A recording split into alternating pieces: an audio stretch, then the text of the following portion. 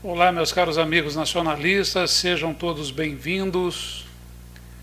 Hoje vamos falar um pouquinho sobre o atacado, deixar o varejo de lado, que, como diz o meu amigo Rafael Ferreira, o coronavírus e o presidente, eles se matem sozinhos e se matarão sozinhos, né? Não precisa da nossa ajuda para nenhum tipo de análise a respeito deles, né? E porque o sistema está aí e eles, tanto o coronavírus como o presidente, devem honrarias ao sistema.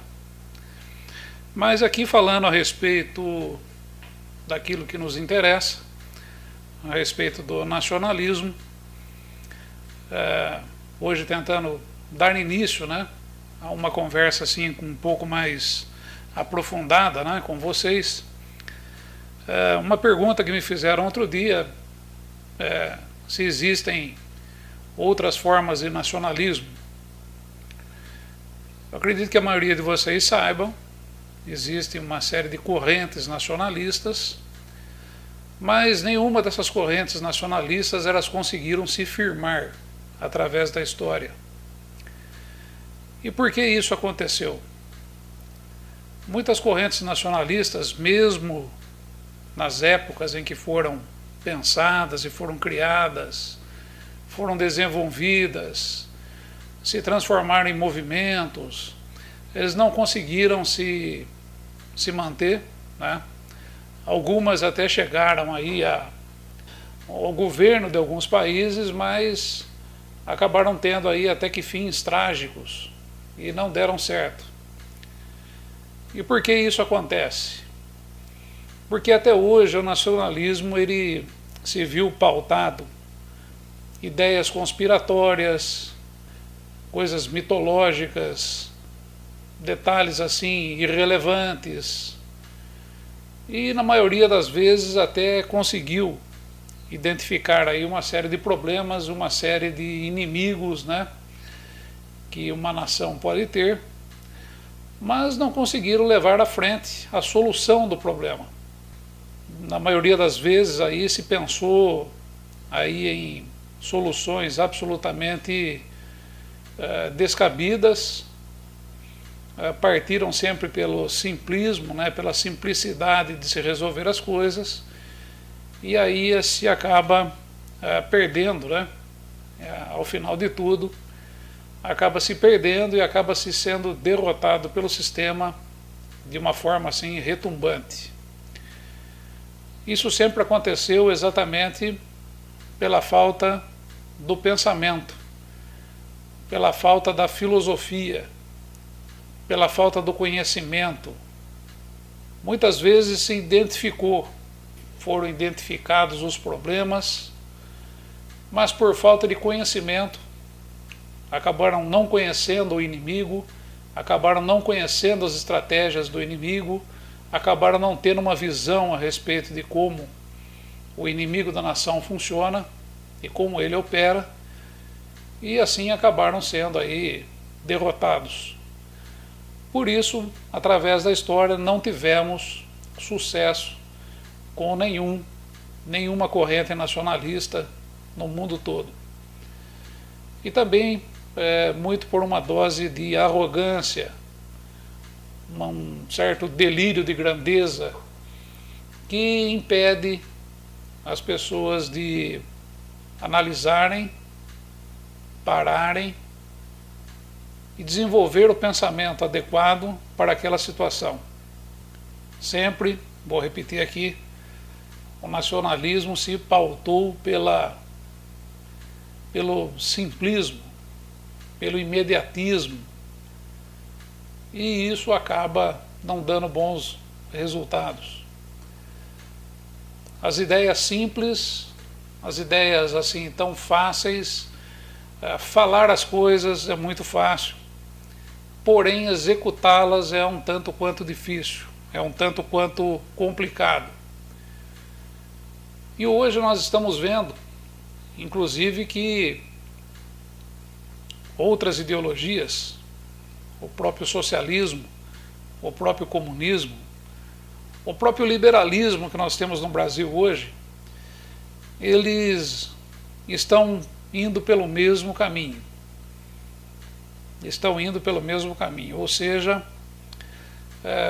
tornou-se muito fácil falar, porém, apresentar soluções, apresentar o remédio para a doença, aí já ficou um pouco mais complicado, aí já ficou um pouco mais difícil e nenhuma dessas vertentes está sabendo fazer. Aqui no Brasil eu vejo esse liberalismo que aí está, não consegue ter opositores. Os opositores, né, o dito socialismo que nós temos no Brasil simplesmente desapareceu. Usando aqui o termo genérico utilizado aí por muitos, né, a esquerda se omitiu, a esquerda desapareceu, a esquerda perdeu o horizonte. Não sabe mais como dar uma resposta, não sabe mais como oferecer um caminho, não sabe mais como fazer com que o povo acredite nele. Já o nacionalismo, esse nacionalismo, século XXI, que eu venho repetindo, essa é uma alternativa. E até em outros momentos, aí eu vou até estar propondo para os nossos amigos aí da UNAV, né, e o pessoal ligado à filosofia, que está em conjunto conosco, para rebatizarmos isso para o neonacionalismo. O neonacionalismo, o nacionalismo para o século XXI. E por quê? Porque aqui nós vamos partir dos fatos, nós vamos partir dos números, nós vamos partir da realidade, vamos partir do que existe, para fazermos aí as nossas avaliações e para estarmos fazendo aqui, desenvolvendo as nossas ações, desenvolvendo as nossas ideias e as nossas propostas. Portanto, esse é o nacionalismo para o século XXI. Vamos deixar de lado as teorias conspiratórias, vamos deixar de lado esse ou aquele inimigo, vamos deixar de lado de estar culpando a nação A, a nação B, a nação C pelo fracasso da nossa nação, porque isso não levou em nenhum momento ao estabelecimento da ideia do nacionalismo. A ideia central é termos uma nação, termos um país que seja nosso, desenvolver esse país, fazer com que ele cresça. Essa é a ideia central do nacionalismo, e sem tirar nem pôr. É isso. Não adianta ficarmos procurando uma série de outros subterfúgios para poder justificar aquilo que nós queremos fazer aqui. O que nós queremos fazer aqui no Brasil, não adianta nós pensarmos em invadir a Bolívia. Não adianta nós pensarmos em fazer guerra com a Venezuela. Não adianta nós pensarmos em desenvolver uma bomba atômica, porque essa bomba atômica vai impedir que outros países que tenham 400, 500 bombas atômicas venham aqui e tomem. O mundo hoje ele já caminhou para um posicionamento globalizado, que para ser revertido será muito difícil. É possível ser feito? Sim, é possível ser feito. Num curto espaço de tempo? Depende do povo. Depende do povo. Não depende simplesmente de se tomar ações. Depende do que o povo quer e onde o povo quer chegar. Portanto, toda e qualquer ideia, toda e qualquer propositura a respeito do nacionalismo, ela tem que levar em consideração o indivíduo e a sociedade. Se o nacionalismo não tomar conta de aprender o indivíduo, de aprender a sociedade, de aprender o existencialismo, o nacionalismo em nenhum momento ele não vai conseguir se firmar dentro da história. O nacionalismo sempre será, continuará sendo um grande museu de fracassos.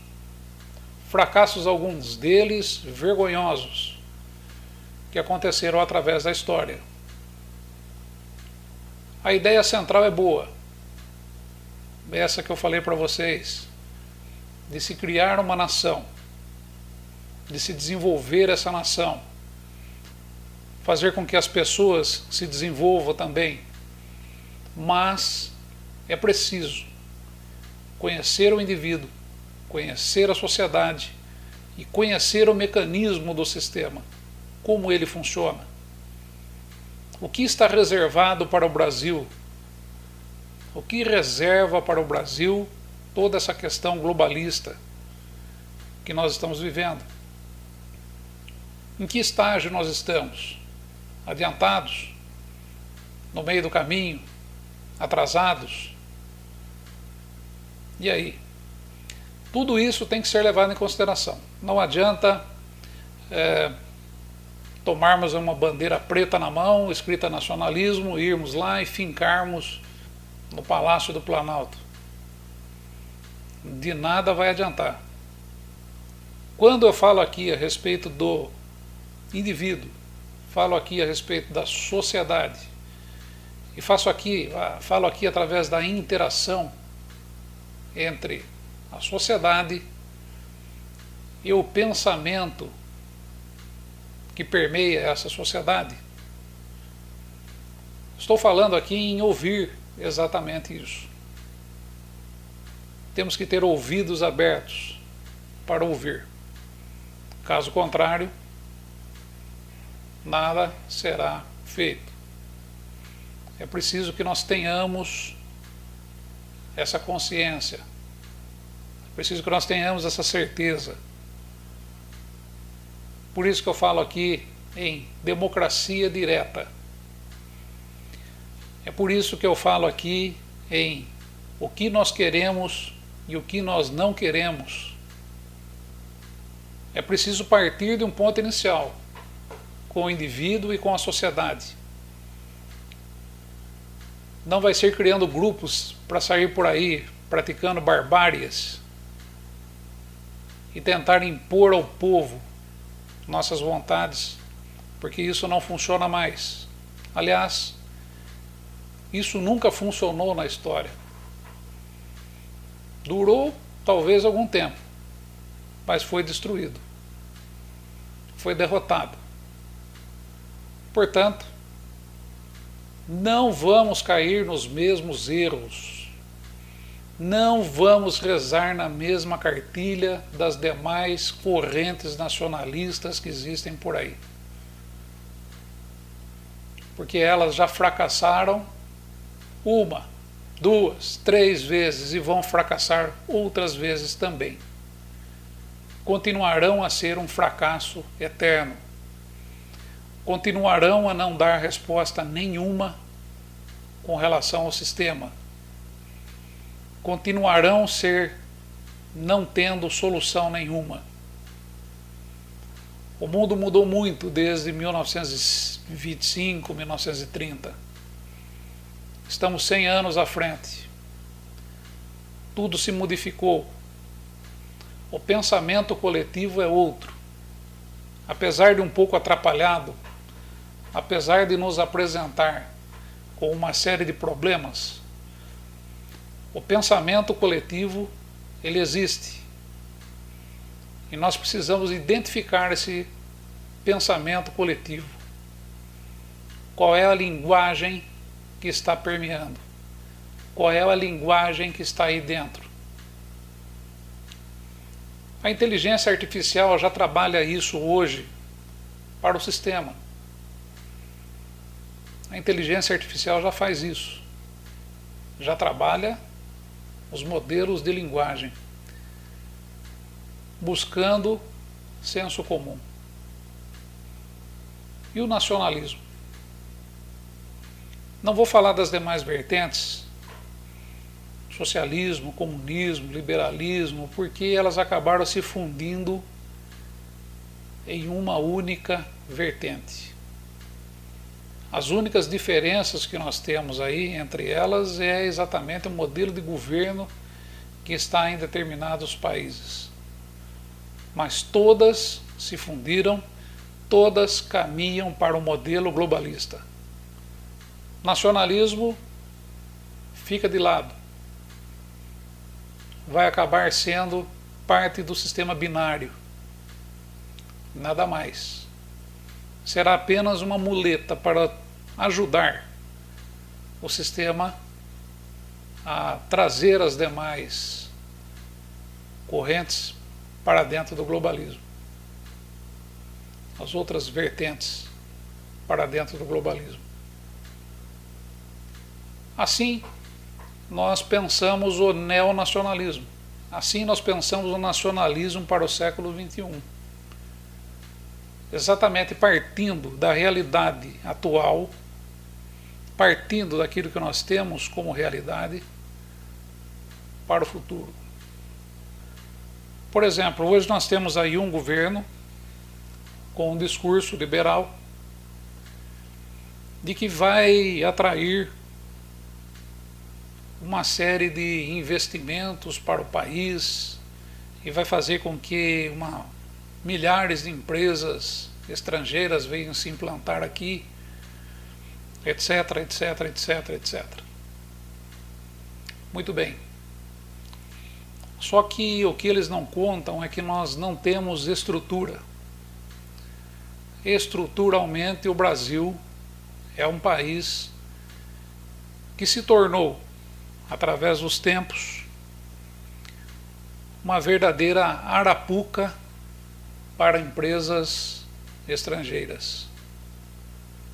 O Brasil hoje, economicamente, é uma arapuca para empresas estrangeiras. Algumas delas, em grande porte, nós já vimos se desmobilizarem e irem embora. Quando eu digo isso, eu estou dizendo que fecharam seus parques industriais, venderam seus equipamentos e foram embora. E por que será que isso aconteceu? Por quê? Porque os investidores têm, ao invés de colocar dinheiro no Brasil, eles estão retirando dinheiro do Brasil. E quando eu falo aqui em dinheiro, eu tenho que reportar a vocês Bretton Woods. Bretton Woods, você pode aí fazer a sua pesquisa, você vai ver que foi quando houve a troca do lastro internacional, do ouro pelo dólar. Dólar, moeda norte-americana, isso nós sabemos. Então hoje todo o comércio internacional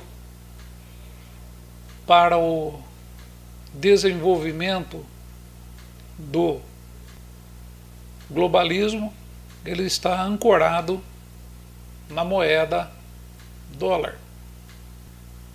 E o que isso representa e por que o Brasil é uma arapuca para empresas estrangeiras e elas não virão para cá? Nós tivemos aqui no começo, questão de 30 dias atrás, a divulgação do PIB, Produto Interno Bruto do Brasil, do ano de 2019, que ficou na casa de 7,3 trilhões de reais. O crescimento acho que foi de 1,1%, né? Com relação a 2018 e assim sucessivamente. E aí todos dizendo, né, é porque por causa disso, por causa daquilo, uma série aí de justificativas, mas fiquem tranquilos que as empresas estrangeiras vão se instalar aqui e vão oferecer milhões de empregos. Só que quando você analisa os números do Brasil, quando você analisa aquilo que nós temos como realidade do país em termos econômicos, nós já concluímos que as empresas não vão colocar o pé aqui. Os investimentos para virem para cá, inclusive alguns aí vivem dizendo que é com relação à economia verde, impactos ambientais, uma série de outras conversas, mas não é nada disso. Não é nada disso. Nós temos aqui no Brasil um problema, ou parte de um problema, que o capitalismo no mundo todo está sentindo, e que, por ser o Brasil um país que foi até classificado aí como emergente, acabou não tendo condições e acaba não tendo condições nenhuma de suportar esta atratividade de empresas e tudo mais. Por quê? Porque as empresas não vão querer se instalar aqui. E não é por questão ambiental, não é por questão de governo A, B ou C, não é por questão de viés ideológico, não é por causa disso, não. É porque economicamente o Brasil não é viável para a implantação de empresas nesse momento, a não ser que nós consigamos aí encontrar uma mina de ouro extraordinariamente grande. Que é algo aí que o governo andou dizendo, né? Querem avançar aí sobre reservas naturais e tudo quanto é jeito, para ver se eles conseguem isso. Mas o que está acontecendo na realidade? Nós temos um PIB de 7,3 trilhões de reais, mas existe um outro número dentro do PIB que não é revelado, pelo menos eu nunca vi sendo comentado nas redes de TV, nos jornais ou pelos economistas aí de plantão.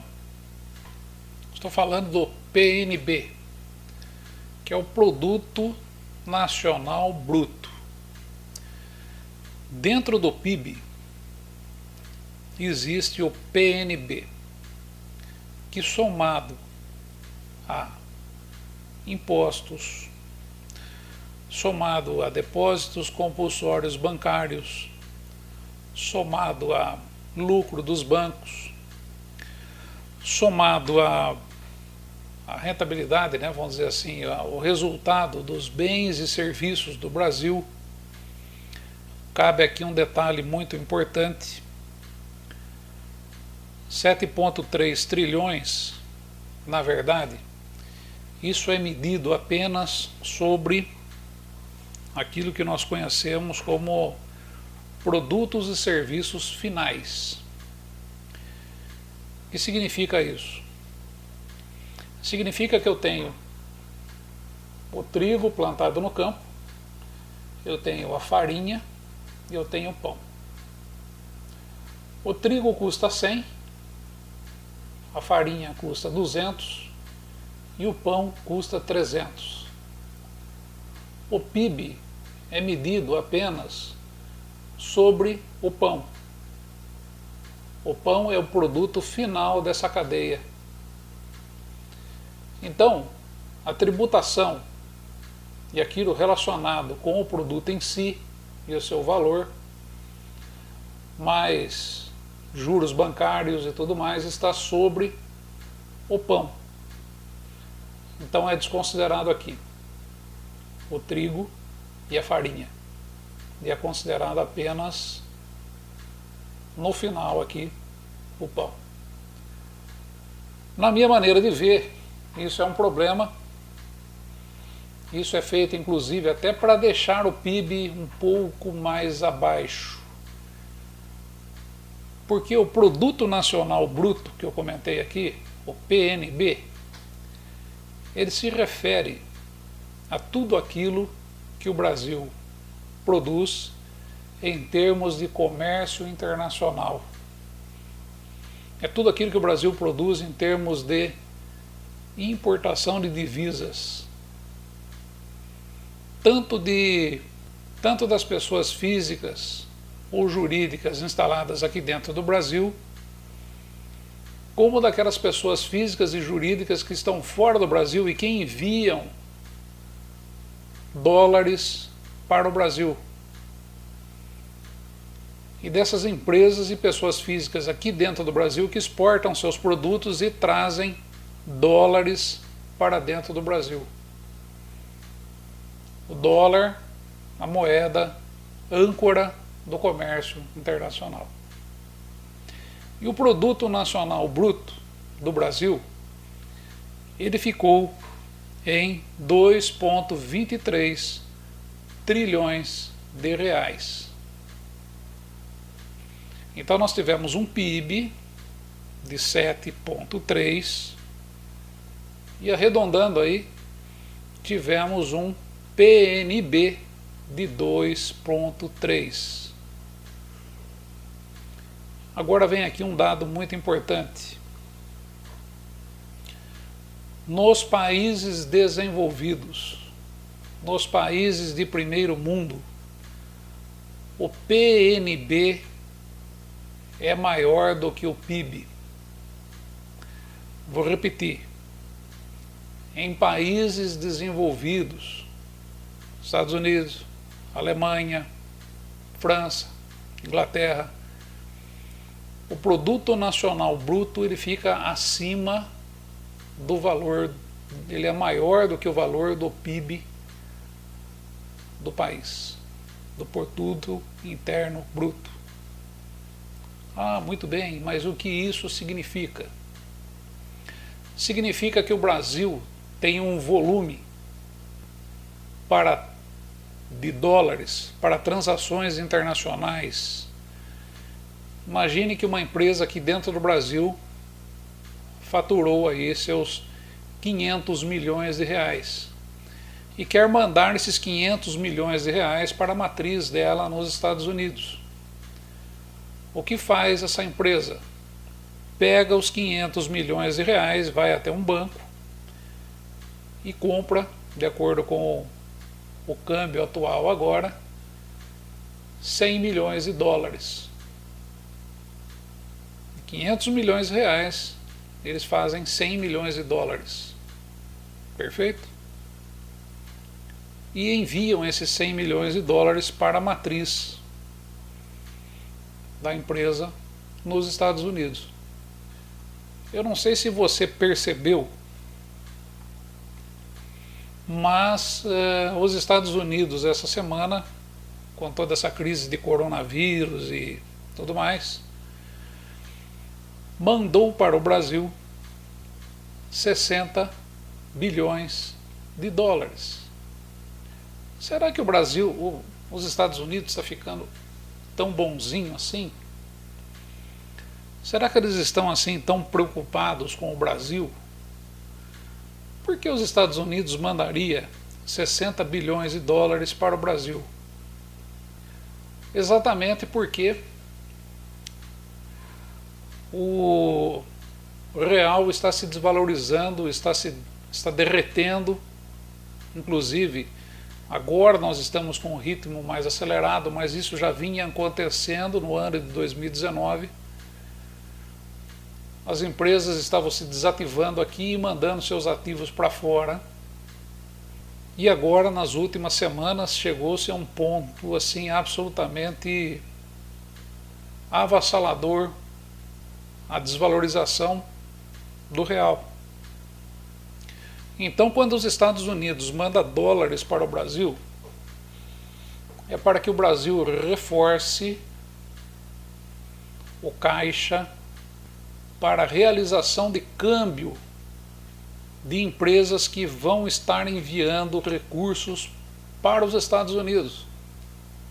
Assim, quando a empresa for lá com 500 milhões de reais, ela possa não comprar somente 100 milhões de dólares, ela possa comprar 150, ela possa comprar 200. Porque esses 60 bilhões vêm para que o Banco Central intervenha no câmbio, faça com que o câmbio caia, e o câmbio caindo, ele permite que essas empresas que têm reservas em reais aqui dentro possam convertê-las em dólar para enviá-las para outros países de origem, preferencialmente Estados Unidos. E daí, o Brasil é um país inviável, porque a liquidez, o dinheiro que nós temos circulando aqui dentro, a nossa rentabilidade, ela se baseia no real, ela não se baseia em dólares. O Brasil não está conseguindo, inclusive é o seguinte, o PNB esse ano aqui, ele acabou ficando negativo. O Produto Nacional Bruto, ele vem caindo mais do que o PIB. Aí vem a questão de câmbio também. Por quê? Porque os Estados Unidos também está sem liquidez. A Europa está sem liquidez. O que é liquidez? Não tem dólar no mercado. Tem pouco dólar circulando. E aqui eu acho que no outro vídeo que eu vou voltar e vou explicar para vocês, né? O que é a moeda escriturária. Existe muito dinheiro circulando no mercado que simplesmente não existe. Tem muito dinheiro circulando no mercado que não existe.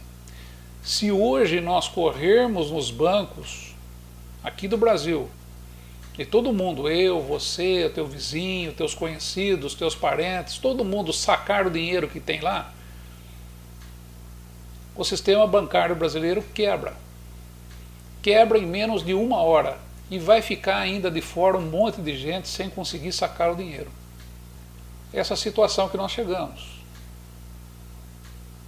Porque o Brasil tentou acompanhar uma economia, tentou acompanhar uma ideia globalizada, tentou acompanhar uma ideia liberal. E isso está se mostrando agora uma tremenda de uma falácia, uma tremenda mentira. O coronavírus, ele não foi criado em laboratório, não tem nada disso, isso é conspiração. Mas que ele veio num momento bastante interessante para algumas nações, principalmente para os Estados Unidos, isso é inegável. Por quê? A economia norte-americana já estava faltando, já estava parando por falta de dinheiro, por falta de dólares. Mas daí você vai dizer assim, não, mas você está ficando louco, a economia deles está andando muito bem. Sim, estava andando 93% com dinheiro que não existe. Depois eu vou trazer os números aqui e vou mostrar para vocês. 93% da economia norte-americana não existe. Ela é simplesmente baseada em papel. Papel. Ah, mas está tudo produzido. Sim, papel. E o Brasil entrou nessa. Não agora. Já entrou desde quando os militares deixaram o governo, já com dívidas. Passou isso, acabou chegando na mão do Fernando Collor.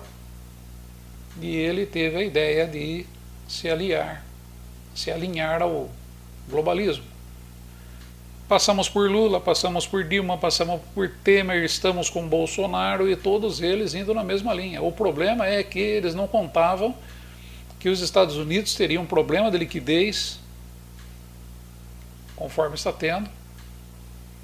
E pior, o Brasil não conseguiu ter um produto nacional bruto, ou seja, não conseguiu desenvolver-se comercialmente dentro dessa ideia globalista, de forma a ter reservas em dólar suficientes para que empresas estrangeiras venham se instalar aqui, façam seus negócios em real e consigam enviar para o exterior a moeda dólar, que é o lastro internacional de comércio entre países.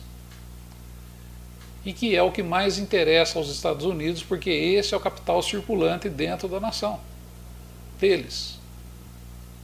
Ah, mas então como é que nós vamos fazer? Boa pergunta. O importante desse momento é nós tirarmos da cabeça, é nós entendermos que o Brasil se transformou em uma arapuca para empresas estrangeiras. E as empresas estrangeiras não vão se instalar aqui devido a essa possibilidade de instalarem-se aqui e não conseguirem enviar seus lucros para fora. Morre aqui e morre lá fora. Produto Nacional Bruto, pesquisei, do Brasil é menor do que o PIB. E em outros países ditos desenvolvidos, o Produto Nacional Bruto é maior do que o PIB. E por isso eles conseguem se manter. E por isso eles conseguem atrair tantas empresas. E por isso eles conseguem atrair investimentos. Esse é o ponto principal que é averiguado por fundos de pensão, por empresas multinacionais. Ou qual é? Se eu me instalar dentro do seu país, eu vou ganhar o seu dinheiro, mas eu quero receber na minha moeda. E aí, você tem como me pagar? Então, vamos pensar um pouco nisso. Esse aqui é só um pedacinho do atacado. Vem muito mais coisa por aí. Grande abraço a todos, nacionalistas. Continuemos aí a nossa quarentena, porque chega de teorias conspiratórias. Vamos viver a realidade. Abraço a todos.